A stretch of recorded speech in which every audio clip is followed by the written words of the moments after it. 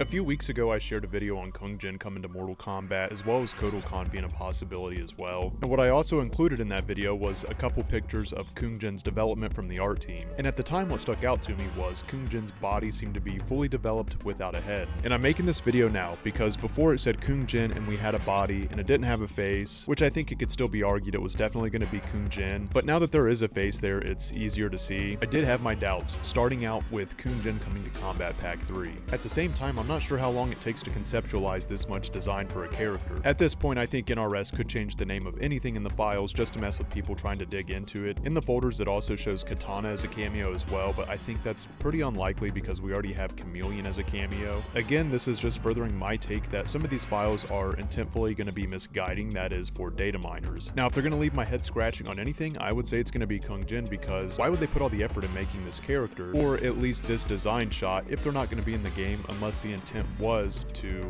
just generate hype, or they could be playing around with data miners. It could be true. And right now the current thought seems to be that Kung Jin or Kotal Khan is very likely as characters if we do proceed with Kombat Pack 3, or if Kombat Pack 3 doesn't happen, that the developed characters we will receive as a final send-off is likely to be Kung Jin or Kotal Khan. That is at least in possibilities. Now, I have shared in previous videos I'm not the biggest Kung Jin fan. However, that doesn't mean I despise the character, and with him possibly coming back to Mortal Kombat 1, I thought I'd revisit him, as well as Kotal Khan too, and I think this makes for a good opportunity to explore these characters again. And it has been a while since I've looked at these characters. There truly is possibility of other characters making it in here as well. You know, Cassie Cage's name has been mentioned in the files, and from the 4 Kombat kids, we did get Takeda. That still leaves us with Cassie, Kung Jin, Jackie Briggs. I think more people here watching this now will recognize Kotal Khan because he was in Mortal Kombat 11, but some people started with Mortal Kombat 1 or started with Mortal Kombat 11. Not everybody's been playing since MKX. And I won't even get started on those of here that have been around since the very first game. But actually, with that even being said, it's still a good time to look back at these characters that could be coming to Mortal Kombat 1 because it's been a long time for some of us. I just think it's a good time to take a look at them again, and I'd like to break them down.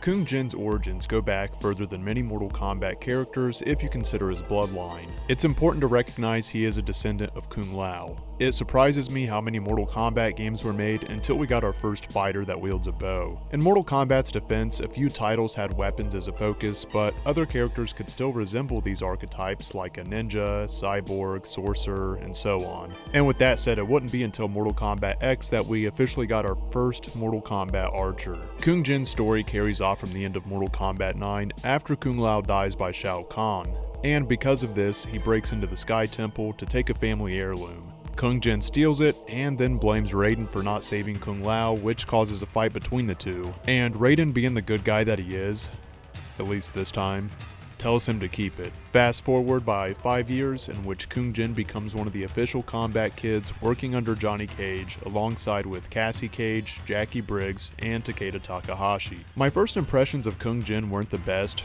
but in his role among the group, he is important. Yes, Kung Jin is a little arrogant, but he can connect with those in Outworld better than his peers. For example, Aaron Black was ready to wipe out their squad upon entering Outworld until Kung Jin spoke up. And this was the case when they approached Kotal Khan as well, until it broke out in a fight anyway. And even though that fight still happened, it was at least apparent that Kung Jin could communicate in Outworld better than the rest of his group. I do think it's important to note, while I didn't really care for Kung Jin's actions and the way he handled his emotions with Raiden and stealing his family heirloom, it's definitely not the worst thing in the world, and it's important to remember that he is still fighting for the side of Earthrealm. And a detail that I would like to point out here among Kung Jin, Cassie Cage, Takeda Takahashi, Jackie Briggs, Kotal Khan, they all have numerous interactions, but Kung Jin is the only one yet to have an appearance since MKX. Which, in saying that, made me just realize even Aaron Black has been seen since MKX. And this always pops in my mind with Aaron Black. I know there's some really big Aaron Black fans out there. Leo, if you're watching this, I know you're a huge fan. I think Aaron Black's an alright character. However, when I look at his concept art right here, it makes me envious of what we could have had. I think these images look amazing. However, the original concept for Aaron Black was to be someone from Outworld. He wasn't supposed to have the cowboy hat. He was supposed to have a gas mask, long hair. Now, Ed Boon really wanted this as well, but the team ultimately decided to go with a more Western look.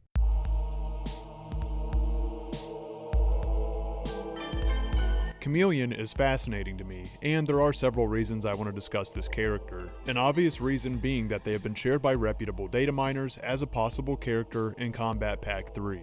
Although it's not certain, it's still worth the refresher as Chameleon is one of the most hidden characters among modern Mortal Kombat fans. This character doesn't have much lore. Chameleon was first unlockable in the arcade era, however this required a secret input on a character that was a male ninja.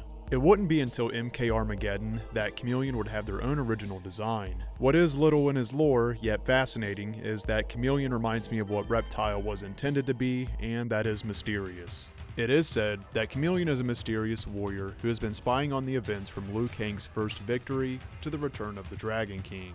Keep this in perspective as Chameleon was employed from the shadows of Outworld by Shao Kahn when the female Chameleon was advised to spy as well, except she actually seeks to destroy Shao Kahn for wiping out the Zaterran race. Chameleon has always been an interesting and cool looking character to me. As someone who is a fan of the ninjas, it's hard not to be intrigued by the one who shares all the colors while using other ones like orange and turquoise. If Chameleon becomes a cameo, and similar to the other Chameleon, I could see him using moves similar to Reptile, Ermac, and Rain in rotation as an example since we already have Sub-Zero and a Scorpion cameo. Nonetheless, if they became an official character on the roster, I highly doubt I'd be disappointed by their own unique moveset and a new backstory. Mortal Kombat 9 did a great job returning the arcade era to the 2D fighting style that it originated from today. Part of this game's many successes is bringing back all the arcade characters in addition to some extras that were never in the arcade era, like Kenshi or Scarlet. It adds just another little layer of mystery for me when we can even witness a cyber reptile before seeing the Chameleon's return. That is besides the female Chameleon. We finally got to experience her in the NRS era, we've just yet to experience the male Chameleon. And I would say the female Chameleon was a hit, so I really do look forward to seeing how Chameleon's going to be portrayed when that time comes, and I do hope it's soon. There still are other characters that are possible that we can see in Kombat Pack 3 or even beyond Kombat Pack 3 if we're going to get more than KP3. So I ran a poll last night and I asked which one out of these four would you like to see return the most. The options were Fujin, Shiva, Kabal, and Shinnok. And that can be in any capacity, whether a playable character or cameo. I didn't make it specific, I just wanted to see where you guys would gravitate towards most. Most people went towards Kabal, and not too far behind was Fujin. I think it's pretty evident that Shinnok and Shiva took a hit on this one, but personally I would really like to see Shinnok as a cameo if he's not going to be a playable character, or save him for the next game. And we're not just restricted to those characters, there's Jade and Scarlet as well. It was almost unanimously Jade, which surprised me. I thought Scarlet had a stronger fan base than that. Nothing personal to Scarlet fans, it's just there was a lot of Jade votes. Hey guys, please do like and subscribe, it truly does help to support this channel. I dedicate this channel to Mortal Kombat, so those of you that enjoy Mortal Kombat definitely subscribe. And at the time of this uploading, I plan on going live here in a couple hours. I'll see you all live here on YouTube. Thanks again for your support everyone, much love and take care.